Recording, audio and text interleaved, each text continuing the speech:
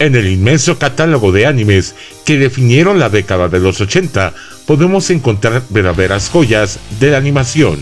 Tal es el caso de Heidi, la niña de las montañas. Abuelito, dime tú, ¿qué sonidos son los que oigo yo? Abuelito,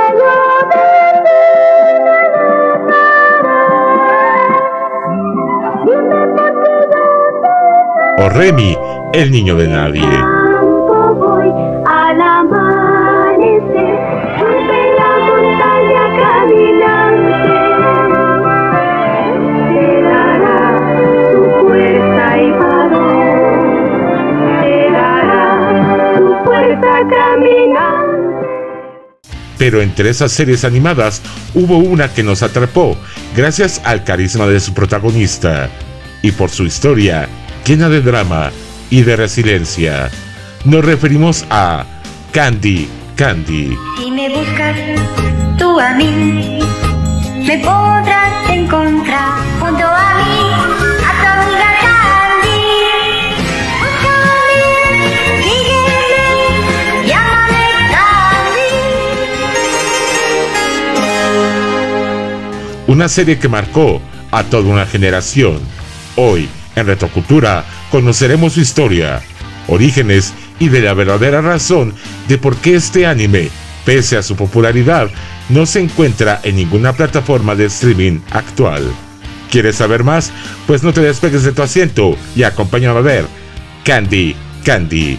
Mi nombre es Odelot y esto es Retrocultura. ¡Comenzamos!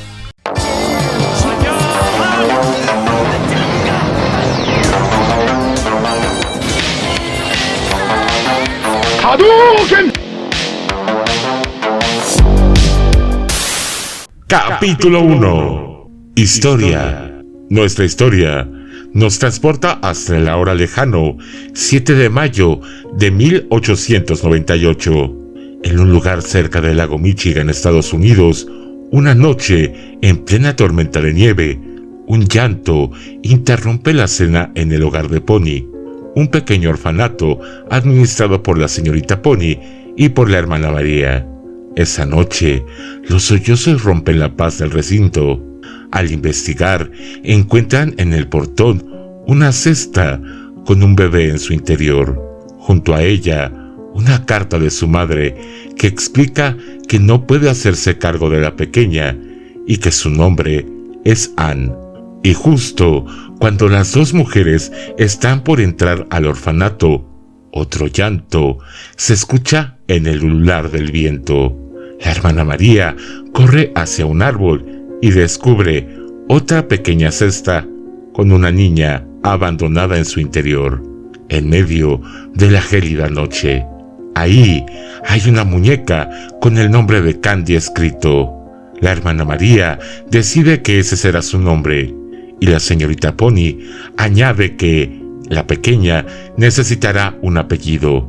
Con ternura, la hermana María la abraza y le dice que, como fue hallada en la nieve, su apellido será White. Así comienza la vida de Candy, marcada por encuentros que definirán su destino. A los 6 años, tras la partida de su amiga Annie, Candy corre llorando hacia la colina de Pony. Allí conoce a un misterioso joven vestido con un kilt escocés que toca lastimeramente una gaita. Él le dice que es más hermosa cuando sonríe. Candy nunca olvida esas palabras y lo bautiza como el príncipe de la colina, un recuerdo que guiará su corazón en los momentos más difíciles de su vida. Con el tiempo, Candy es acogida por la familia Ligan como compañera de Elisa, una joven altiva y cruel que se convierte en su principal antagonista. En esa casa, Candy sufre humillaciones y abusos, pero también conoce a los muchachos de la familia, Ardley, Anthony, Archie y Street. Anthony, sensible y caballeroso, se convierte en su primer amor, mientras que los otros dos la apoyan con afecto y camaradería.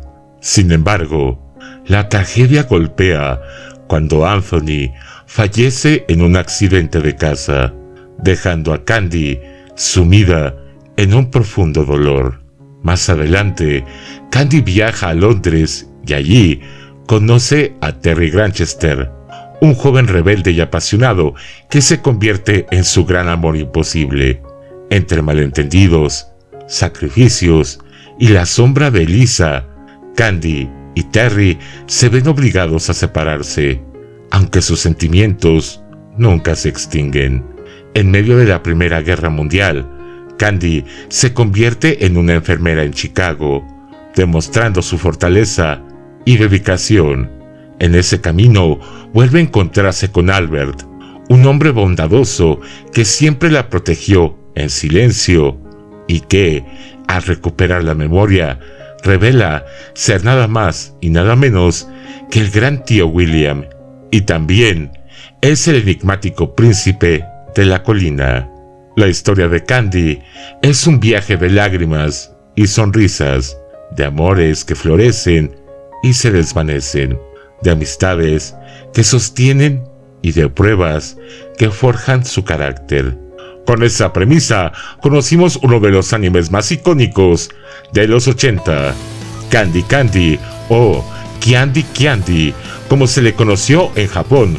Fue un anime japonés producido en 1976 por Toei Animation, dirigido por Hiroshi Shirada y Tetsuo Imazawa, y con música de Takeo Watanabe. La serie contó con 3 temporadas y con un total de 115 episodios, con una duración de 25 minutos cada uno. El doblaje latino corrió a cargo de Tecnofilm y por Fono Alex, Argentina, y contó con las voces de Candy White, interpretada por Cecilia Gisbert, Annie Reader, interpretada por Heather Miller y por Marta Oliván. La insoportable Elisa Ligan fue interpretada por Inés Mariscal. Terry Granchester, interpretado por Andrés Turnes y por Jorge Nicolini. Anthony Brower Andre, interpretado por Andrés Turnes. Y William Andre, el tío Albert, interpretado por Elvio Nessier y por Alberto Ramírez Beni. La versión al español latino del inolvidable tema que fue el inicio y el final de la serie, corrió a cargo del inigualable Guillermo Aguirre, nuestro querido Capitán Nemo, quien imprimió su sello característico en el tema. Y por último, la canción fue interpretada por Susana Klein. En mi ventana veo brillar la alegría de la juventud.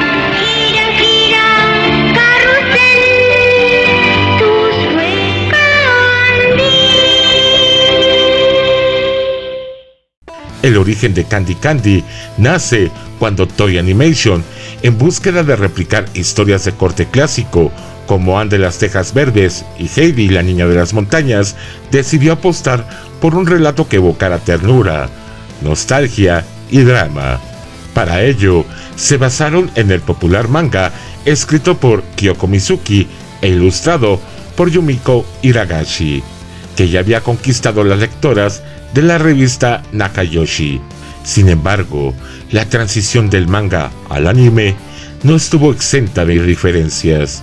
Mientras que el manga mantenía un tono más íntimo y literario, el anime introdujo elementos adicionales con fines comerciales, y uno de los más notorios fue la adaptación de Clean, el pequeño y simpático mapache que no existe en el manga ni en la novela, y que fue creado exclusivamente para el anime con el objetivo de impulsar la venta de peluches y merchandising.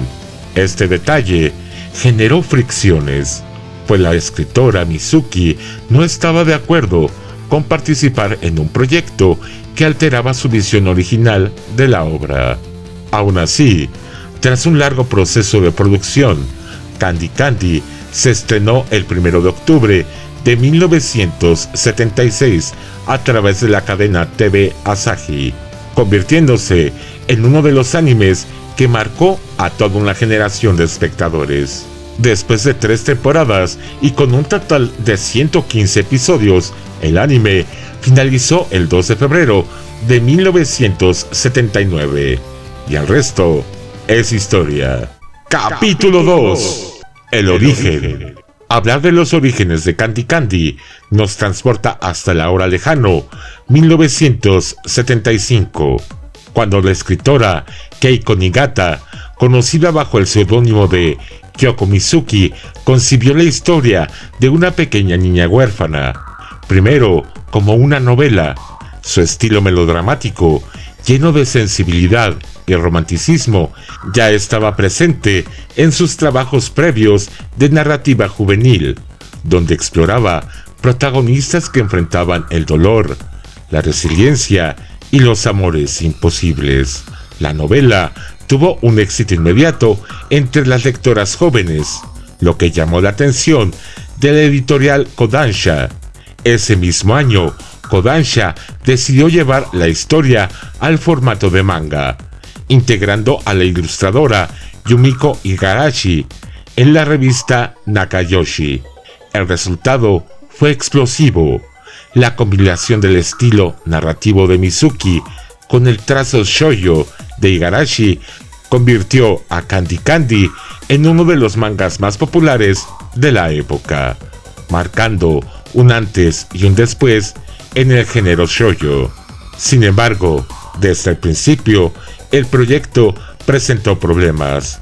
Las fricciones creativas entre ambas, Mizuki, quien concebía la obra como un melodrama literario, mientras que Igarashi buscaba un enfoque más comercial y visualmente atractivo. Estas diferencias se intensificaron con la llegada del anime, que introdujo personajes como Clean, creados exclusivamente para el merchandising, lo que reforzó la percepción de Mizuki de que su visión original estaba siendo alterada. En ese momento no hubo problemas legales, pero lo que sí pasó es que se sembró la semilla de la desconfianza, que años más tarde desembocaría en la famosa disputa legal por los derechos de Candy Candy. Pero eso lo veremos más adelante. Capítulo 3. El conflicto. Candy Candy se convirtió en un fenómeno mundial y su fama la llevó a países distantes como España y Estados Unidos, con doblajes en varios idiomas que la convirtieron en toda una sensación internacional. Pero no todo fue miel sobre hojuelas. Aquellas discrepancias entre la autora y la dibujante fueron más allá de simples diferencias creativas y terminaron escalando hasta los tribunales. A mediados de los años 90, Yumiko Igarashi, la ilustradora, comenzó a atribuirse los derechos sobre los personajes y a comercializar material basado en Candy Candy, sin el consentimiento de Kyoko Mizuki. Esto detonó el conflicto legal. Para 1998, la disputa se intensificó y la obra quedó prácticamente prohibida a nivel mundial.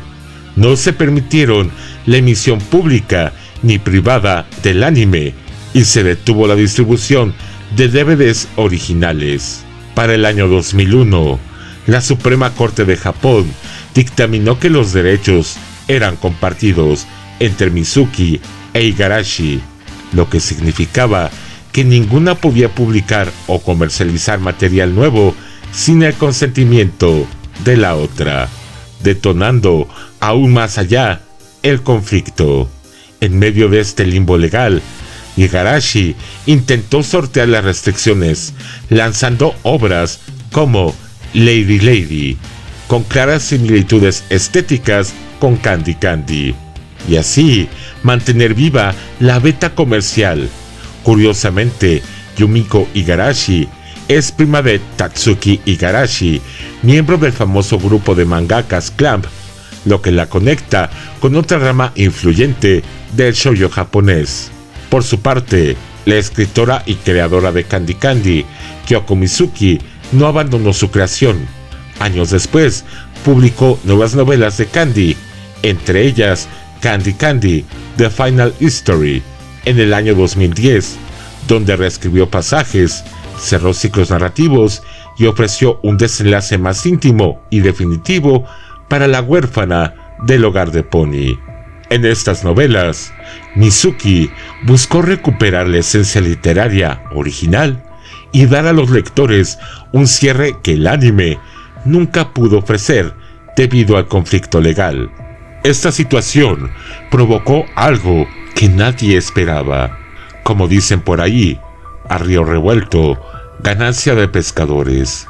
La piratería hizo lo suyo, sacando material no autorizado, aprovechando la falta de material oficial de Candy Candy.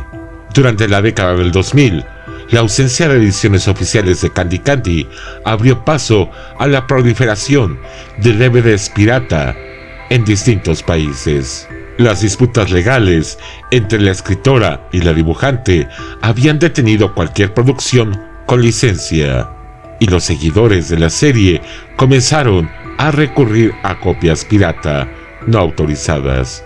En el año 2005 y 2006 aparecieron las primeras cajas ilegales, una edición francesa con diálogos en francés y japonés, y 2 cajas coreanas hoy agotadas que incluían diálogos en japonés y coreano, además de subtítulos en coreano.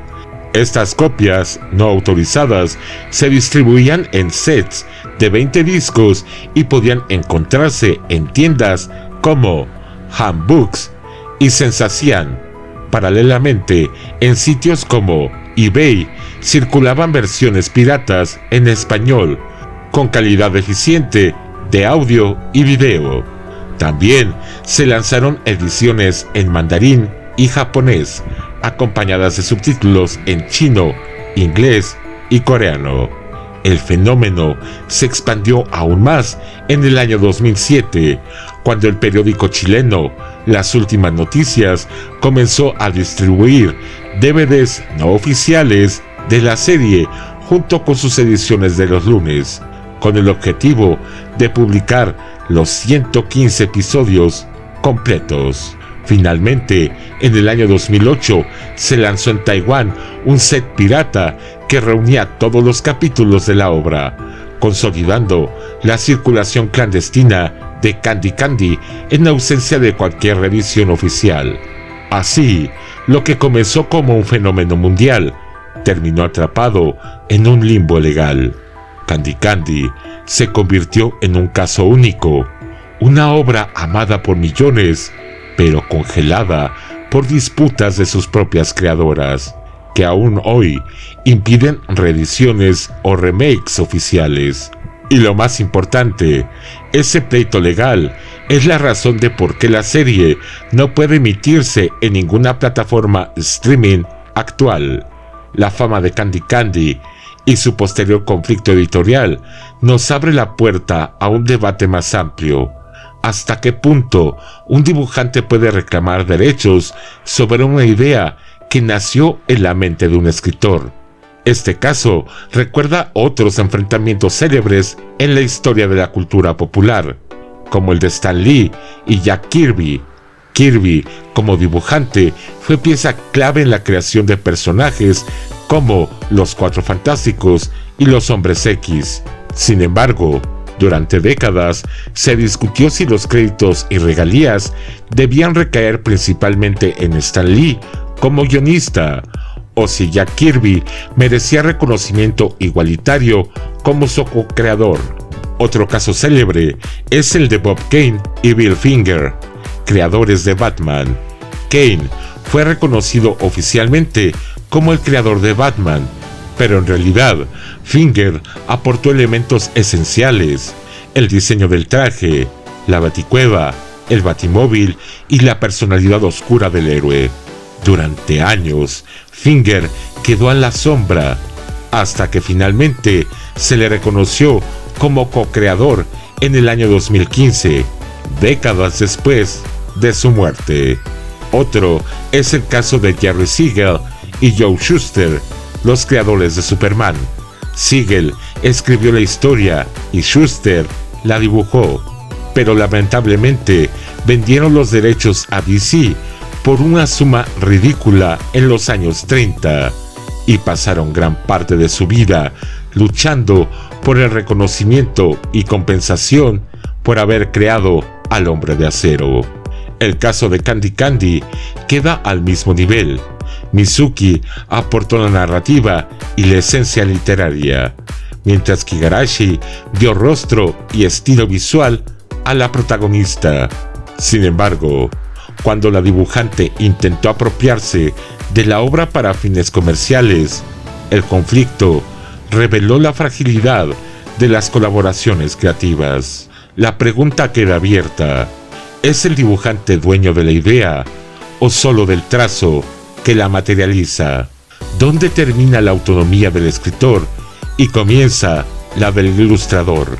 Estos casos muestran que la creación compartida es un terreno complejo, donde la justicia tarda en reconocer la verdadera dimensión de cada aporte. El conflicto de Candy Candy no es un hecho aislado, sino parte de una larga historia de disputas que nos obligan a reflexionar sobre la naturaleza de la autoría de las obras colectivas. Pero tú, ¿qué opinas de este caso? Házmelo saber en la caja de comentarios. Y hasta aquí, nuestro especial de Candy Candy, una obra amada por millones, pero que quedó velada por disputas legales. Pese a todo, Candy se convirtió en un ícono de la cultura popular y de la retrocultura. Si el video te gustó, dale like y compártelo con más amantes de la cultura retro. También, si lo deseas, puedes unirte como miembro del canal y así ayudar a crear más y mejor contenido como este. Mi nombre es Odelot. Nos vemos en la próxima. Vuelve al pasado.